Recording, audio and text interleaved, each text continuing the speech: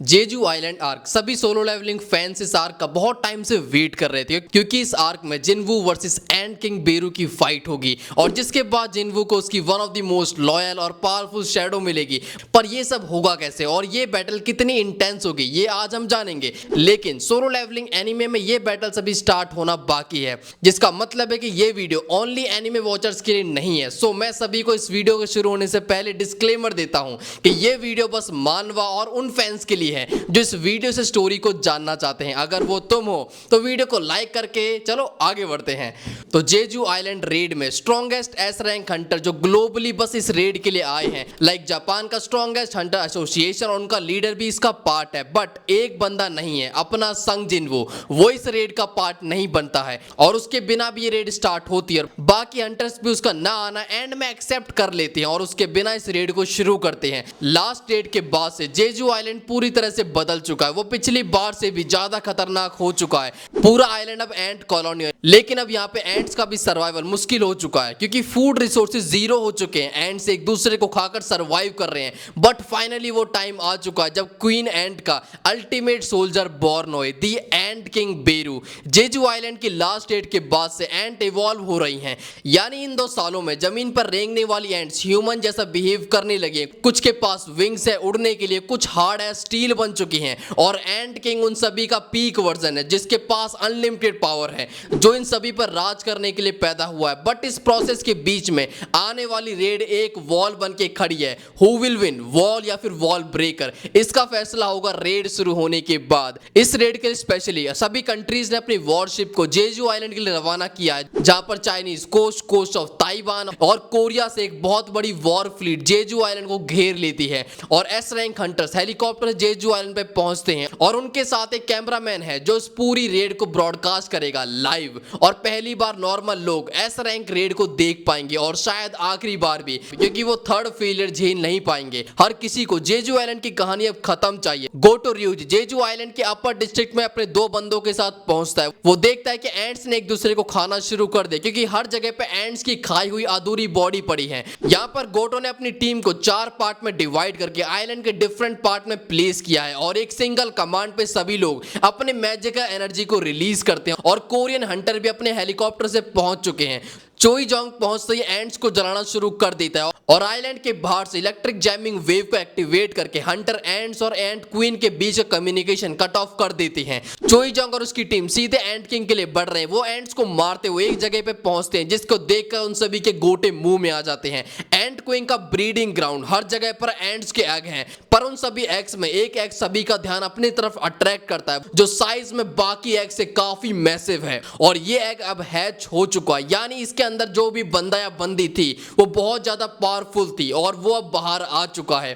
Korean hunters breeding ground में उस एंट की पावर का अंदाजा लगा रहे होते हैं कि बाहर गोटो रियूजी के एक स्क्वाड को एंट किंग पलक झपकते ही निपटा देता है। आगे कोरियन हंटर एंट क्वीन की बॉडी गार्ड से फाइट करते हैं। ये एंट्स पावर के मामले में एस रैंक के इक्वल है, बस एक चीज इन्हें एस रैंक से पीछे रखती है, सेम टाइप ऑफ मूवमेंट और प्रेडिक्टेबल अटैक्स। इसीलिए कोरियन एस रैंक हंटर्स इन्हें हरा देते हैं। बट जिस रफ्तार से ये जा रहे थे क्वीन तक पहुंचने में काफी टाइम लग जाएगा। यहाँ पर बिंग यू अपने मैजिक सभी एस रैंक हंटर को और भी ज्यादा पावरफुल बना देता है, जिसके बाद हर एक बंदा 10 एंट्स को एक साथ संभाल सकता है। लेकिन जितनी स्वीट स्टोरी अंदर चल रही है उससे ठीक ऑपोजिट बाहर की कहानी। जिस तरह से एंट किंग ने गोटो की स्क्वाड चार्ली को मारा था, ठीक उसी जगह पे जापानीज गिल्ड के इजावा और काई पहुंचते हैं, पर उन्हें वहां पर अपनी टीम का कोई नहीं मिलता, बल्कि काई का यहाँ पर पहुंचते बहुत बुरा हाल शुरू हो जाता है। वो यहाँ पर प्रेजेंट स्मेल को झेल नहीं पाता और वॉमिट कर देता है और ये वॉमिट उसकी जिंदगी की लाश थी, क्योंकि एंट किंग एक सिंगल स्ट्राइक में दोनों को निपटा देता है। एंट किंग सरफेस पर भौकाल मचा रहा था और नीचे कोरियन एस रैंक हंटर एंट क्वीन तक पहुंच चुके हैं। एंट क्वीन के साथ उसके 8 बॉडीगार्ड हैं, पर एस रैंक हंटर्स की पावर्स बफ की वजह से डबल हो चुकी हैं। इवन अब वो अपनी फुल स्ट्रेंथ लगा देना चाहते हैं। एंट क्वीन तक पहुंचने में हंटर बीक अपने फुल ट्रांसफॉर्मेशन लेके 2 एंट्स को अपने हाथों से मसल देता है और चोई जंग अपने आग का नंगा नाच शुरू करके फाइट में 4 चांद लगा देता है। हंटर मा डोंगयुक डायरेक्ट एंट क्वीन को ऑक्यूपाइड रखता है और चाहे इन बाकी एंट्स को। इस बैटल का लाइव ब्रॉडकास्ट को देखकर व्यूअर्स पागल हुए पड़े थे और चैनल की व्यूअरशिप 85% बढ़ चुकी है। कोरियन हंटर एक एक करके सभी बॉडीगार्ड्स को निपटा देते हैं और अब बचती है एंट क्वीन। पर एंट क्वीन अपने डिफेंस में टॉक्सिक अटैक करती है, लेकिन अपना हीलर चीजों को गिरने नहीं देना चाहता। वो तुरंत हंटर्स को फुल्ली हील करता है जैसा कुछ हुआ ही नहीं। चोईजोंग एक बढ़िया से अटैक से क्वीन पर अटैक करता है। इस अटैक के बाद सभी को लगा कि क्वीन यहाँ पे अब खत्म। क्वीन की एक स्क्रीम आती है, डेथ स्क्रीम नहीं बल्कि स्क्रीम के बाद सारी एंट वापस नेस्ट की तरफ आने लगती हैं। यानी इस रेड की शुरुआत में जो ट्रांसफॉर्मेशन जैम किया था वो अब बंद हो चुका है। इस बात को सुनकर कोरियन एस रैंक हंटर चौंक जाते हैं क्योंकि उनके पास कम से कम 1 घंटा होना चाहिए था, क्योंकि बाहर जापानीज हंटर प्रेजेंट है।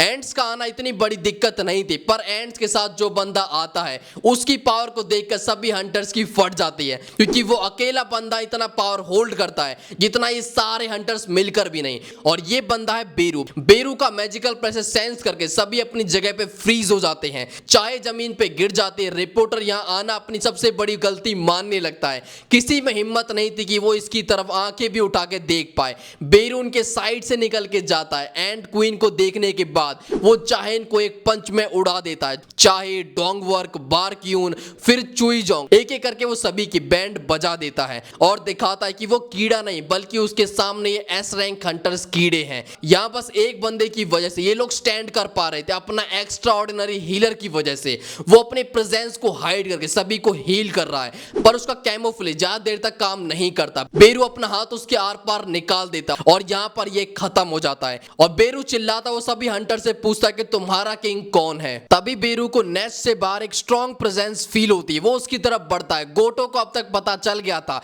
कि उसकी 2 स्क्वाड निपट चुकी हैं, पर कोरियन हंटर के खत्म हो जाने के बाद से गोटो यहां से रिट्रीट करने का प्लान करता है, क्योंकि जेजू आइलैंड पे कोरियन हंटर के खत्म हो जाने के बाद अब जापान और भी ज्यादा पावरफुल बन जाएगा। लेकिन ये निकल नहीं पाते क्योंकि बेरू गोटो के पास पहुंच जाता है और उससे पूछता है कि क्या तू इनका किंग है। गोटो चौड़ में आके कहता है कि हाँ मैं किंग हूं, पर अगले ही पल में इस किंग का सर जमीन की धूल में मिल जाता है और अंदर और बाहर दोनों जगह मौत का मंजर है। बाहर गोटो के गोटे कट गए और अंदर एंट्स ने घायल कोरियन एस रैंक हंटर्स को घेर लिया है। वो सभी अपने फेट को एक्सेप्ट कर लेते हैं, लेकिन तभी उनकी शैडो से एक शैडो बाहर आता और जिन्वू शैडो से अपने पोजीशन को एक्सचेंज कर लेता है। इस तरह से जिन्वू बिना टाइम बर्बाद करे जेजू आइलैंड पहुंच जाता है। ये होता है मास्टर प्लान। अगर ये सब जीत जाते तो बहुत बढ़िया, और अगर नहीं तो जिन्वू के पास उसकी शैडो थी। ये सब देखने के बाद किसी को बिलीव नहीं हो रहा था कि जो एस रैंक हंटर अभी थोड़ी देर पहले डोमिनेट कर रहे थे वो सब बस एक एंट की वजह से घुटनों पे आ गए। पर इनकी लास्ट होप बन के जिन्वू वहां पहुंच चुका है। बैटलफील्ड पे प्रेजेंट हर बंदे की जिंदगी और जेजू आइलैंड रेड का फ्यूचर अब एक बंदे जिन्वू और उसकी शैडो आर्मी पे आ चुका, और ये बनता भी था। जिन्वू और उसकी शैडो आर्मी फिर से बैटलफील्ड को बैलेंस कर देती और वो एंड्स को मार के अपनी आर्मी का हिस्सा बना लेता है और सभी घायल हंटर्स को हील भी करता है, बस चाहे इनको छोड़कर, क्योंकि उसकी हालत बहुत ज्यादा खराब हो चुकी है। जिन्वू उसे हील नहीं कर सकता। वो सभी को यहां से निकलने को कहता है, पर तभी बेरू बाहर से अंदर आ जाता है। बेरू को अंदर आता देखकर सभी समझ जाते कि गोटो मारा गया। बेरू जिन्वू के पास आकर उससे सेम क्वेश्चन पूछता कि क्या तू इनका किंग है। जिन्वू को जेजू आइलैंड पे देखकर चेयरमैन काफी ज्यादा एक्साइटेड हो जाता है। बेरू जिन्वू पे अटैक करता है। जिन्वू डायरेक्ट हिट लेता है। इस अटैक की इंटेंसिटी एस रैंक हंटर्स को डरा देती है। बेरू चिल्लाकर कहता है कि तू भी किंग नहीं है, लेकिन जैसे ही धूल हटती है जिन्वू वहां पे खड़ा है, बेरू की आंखों में आंखें डालकर देख रहा है। जिन्वू की आंखें कह रही हैं कि ये तेरा आखिरी पल है। जिन्वू एक पंच में बेरू को दूर फेंक देता है और उसके अगले अटैक को अपने सिंगल हैंड से ब्लॉक करके रिटर्न गिफ्ट चिपका देता है। बेरू और जिन्वू के अटैक का ऑरा ए रैंक और इवन एस रैंक हंटर्स के लिए भी बहुत ज्यादा है। इट्स लाइक हर एक क्लैश से एक बोन क्रशिंग वेव निकल रही है। बेरू को बिलीव नहीं हो रहा है कि एक ह्यूमन उसके आगे खड़ा है। जिन्वू के अटैक से बेरू का एक्सोस्केलेटन टूटने लगा है और अब जाकर इस एंट की आंखों में टेंशन दिखती है। बेरू अपने मुंह से स्टिंग निकाल के जिन्वू को कट लगा देता है, जिसके बाद मोस्ट डेडलीस्ट पॉइजन अब जिन्वू की बॉडी में है। बेरू अपनी विक्ट्री को यहां पे अनाउंस बाउंस कर देता है, पर उसे नहीं पता कि संग जिनवू के पास क्या है। जिनवू खुद को डिटॉक्सिफाइड करके बेरू को एक पंच में जमीन पे बैठा देता है। इस अटैक और कमबैक को देखकर एंट किंग बेरू नर्वस हो जाता है, पर जिनवू इस बैटल को जल्दी एंड करना चाहता है क्योंकि चाहे की हालत और ज्यादा खराब हो रही है। जिनवू जैसे ही बेरू पे अटैक करता है वो अपनी जगह से गायब हो जाता है और वो अब हवा में आ चुका है। बेरू भी समझ चुका है कि जिनवू पॉइजन से रेजिस्टेंट है, उसकी स्ट्रेंथ भी इक्वल है। अब बचता है एक फैक्टर, स्पीड, जिसमें बेरू जीत सकता है, पर उसका ऐसा सोचना भी गलती थी। जिनवू उससे भी तेज स्पीड करके दिखाता है। वो बेरू के अटैक को डॉज करके उसी पे स्ट्राइक करता है। जिनवू अपने स्ट्रॉन्गेस्ट वेपन को मैक्स करके बेरू पे मल्टीपल स्ट्राइक करता है जो उसके एक्सोस्केलेटन को ब्रेक करने की पावर रखता है। सब कुछ फेल होने के बाद बेरू अपनी एंट आर्मी को समन करता है, पर जिनवू भी अकेला नहीं है। वो अपनी शैडो आर्मी को समन करके इस बैटल को ट्रू वॉर जोन बना देता है। बैटल में इग्रिस की एजिलिटी और स्विफ्ट देखकर एंड्स के होश उड़ जाते हैं और टस्क भी फुल ऑल आउट जाता है क्योंकि जिनवू उससे कहता है कि अगर कोई ह्यूमन हर्ट हुआ तो वो उसे अगली बार समन नहीं करेगा।